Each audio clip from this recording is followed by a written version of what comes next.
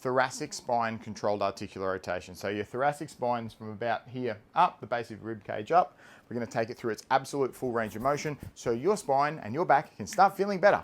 So what we're going to do, I'll show you really quickly, then I'll show you a few of the common mistakes that you and everybody else will probably make.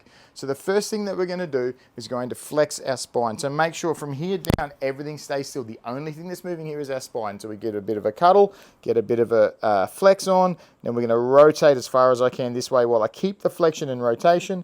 I'm going to add a little bit of side bend in here as well, or as much side bend as I can.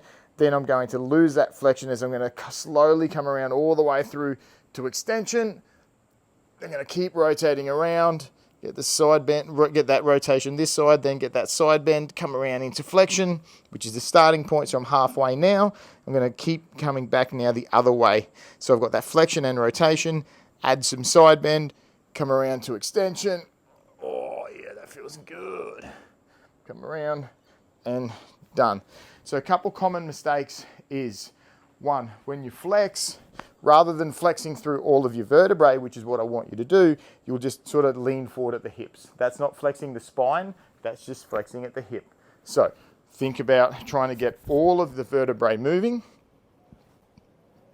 Next one is, here as you go to rotation, what people do is actually miss the rotation. So you get here and then you just side bend, and you think you rotated, but you didn't. The rotation is absolutely imperative to making sure that your spine is healthy and stays pain-free. So flex, rotate, side bend, and then as you come around through to extension, when I get here, I like to think I've got a bit of a string sort of pulling my chest up to the sky and like really feel my spine extending. What I'm not doing is pushing my hips forward and just leaning back at the hips.